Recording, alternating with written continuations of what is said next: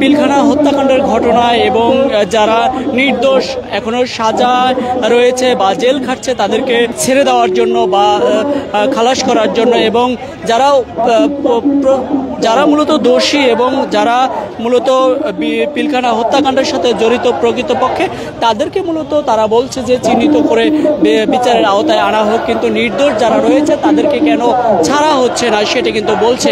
এবং এই মুহূর্তে যদি বলি যে সচিবালয়ের সামনেই কিন্তু মার্চ টু সচিবালয় যে কর্মসূচি দিয়েছে সেই কর্মসূচি পুলিশের বাধায় কিন্তু আমরা দেখছি যে ব্যারিকেডের সামনে এসে অবস্থান নিয়ে কিন্তু তারা অবস্থান নিয়ে স্লোগান দিচ্ছে এবং বিডিআরদের মুক্তি দাবি করছে, তাদের চাকরি ফিরে পেতে কিন্তু তারা এই বিক্ষোভ করছে। বেশ কিছু দাবি দেওয়া নিয়ে কিন্তু আজ সারাদিনই সচিবালয়ের সামনে এখানে কর্মসূচি দিয়ে কিন্তু এখানে রয়েছে। এবং তার আগে কিন্তু ওয়ালটন আবারও মিলিয়নিয়ার অফারে ওয়ালটন ফ্রিজ কিনে আপনিও হয়ে যেতে পারেন মিলিয়নিয়ার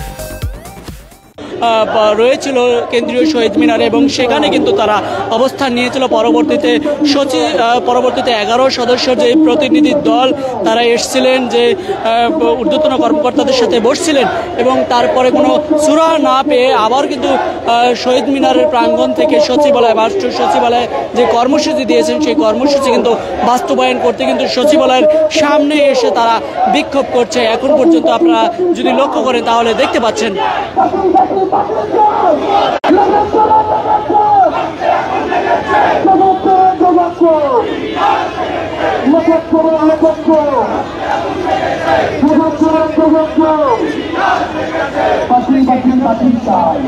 এবং আমরা দেখছি যে আইন শৃঙ্খলা বাহিনীর সদস্যরা কিন্তু 2 দফায় কিন্তু আমরা দেখছি যে ব্যারিকেড দিয়ে রেখেছে এবং তারা কিন্তু সতর্ক অবস্থানে দাঁড়িয়ে রয়েছে।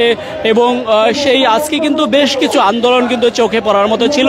সেটি হচ্ছে প্রেস ক্লাবে শিক্ষকদের 18তম নিবন্ধন শিক্ষক নিবন্ধন পরীক্ষা যারা ভাইবা দিয়েছিলেন তাদের অভিযোগ যে আমাদের কোনো রেজাল্ট দেওয়া হয় না, পাশ করার পরেও আমাদেরকে নেওয়া হয়নি, বৈষম্য করা হয়েছে, তারা সেটিও কিন্তু আন্দোলন করছিলেন সকাল পর্যন্ত। এবং পরবর্তীতে আমরা দেখেছি যে তাদের উপরে সাউন্ড গ্রেনেড এবং জল ছোড়া হয়েছিল। পরবর্তী ধাপে ধাপে কিন্তু বেশ কয়েকবার কিন্তু তাদেরকে ছত্রভঙ্গ করা হয়েছিল পুলিশের লাঠিচার্জের মাধ্যমে। এবং অন্যদিকে কিন্তু আমরা দেখছি অন্য সব আন্দোলনের পাশাপাশি বিডিআরের যেই আন্দোলন সেটিও কিন্তু চোখে পড়ার মতো। এবং তারা যে মার্চ টু সচিবালয় কর্মসূচি দিয়েছে সেই সচিবালয় কর্মসূচিটি এই মুহূর্তে কিন্তু সচিবালয়ের মুখোমুখি হয়ে কিন্তু আছে, বা যেই রাস্তাটিতে হাইকোর্টের সামনে সচিবালয় শিক্ষা ভবনের সামনে কিন্তু যেই রাস্তাটি রয়েছে সেখানে কিন্তু পুলিশের বাধায় কিন্তু এখানেই অবস্থান নিয়ে রয়েছে। এবং পুলিশের ব্যারিকেডগুলো আপনারা লক্ষ্য করতে পেরেছেন যে পুলিশের 2 দফায় কিন্তু ব্যারিকেড দেওয়া রয়েছে এবং প্রথম একটি ব্যারিকেড এবং পরে আরেকটি দফায় কিন্তু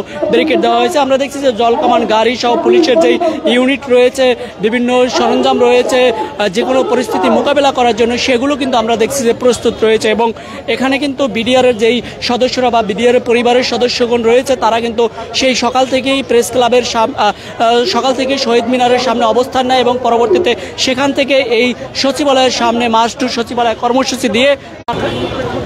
কর্মসূচি দিয়ে কিন্তু তারা এখানে অবস্থান নিয়ে এসে দাঁড়িয়ে পড়ছে। তবে এখন পর্যন্ত বলা যাচ্ছে না যে আসলে আজকের যে কর্মসূচি এই কর্মসূচি নিয়ে কতটুকু কি হয়, যেহেতু বিডিআর সদস্যরা আইন শৃঙ্খলার পরিপন্থী কোনো সদস্য না এবং আইন শৃঙ্খলার মধ্যেই কিন্তু তাদের একটা নিয়ম নীতি রয়েছে এবং সেটি মেনেই কিন্তু তারা আন্দোলন করছে, এমনটা কিন্তু তারা অনেকেই জানিয়েছেন। এবং তারা বলছেন যে আমাদের কেন সুরাহা হয়নি, 11 সদস্য প্রতিনিধি টিম যখন বসছে সকালে কেন সুরাহা কেন হয়নি এবং এই পর্যন্ত কেন আশা লাগছে বা সচিবালয়ের সামনে কেন আমরা অবস্থান নেওয়া লাগছে সেটি কিন্তু তারা তুলে ধরছে এবং এখানে কিন্তু তারা বিক্ষোভ করছে। আপনারা যদি লক্ষ্য করেন তাহলে কিন্তু দেখতে পাচ্ছেন যে আইন শৃঙ্খলা বাহিনীর সদস্যরাও কিন্তু বেশ সতর্ক অবস্থানে কিন্তু দাঁড়িয়ে রয়েছে, জলকামানের গাড়িও কিন্তু আমরা দেখছি। এবং আজকে যে প্রেস ক্লাবের সামনে থেকে শুরু করে সচিবালয়ের সামনে বেশ কিছু আন্দোলনের মধ্যে দিয়ে কিন্তু আজ আমরা দেখছি যে পুলিশের অ্যাকশনও কিন্তু দেখেছি, সেটিও আমরা লক্ষ্য করার মতো দেখেছি। এবং এখন পর্যন্ত যদি আপনারা লক্ষ্য করেন তাহলে কিন্তু দেখতে পাচ্ছেন যে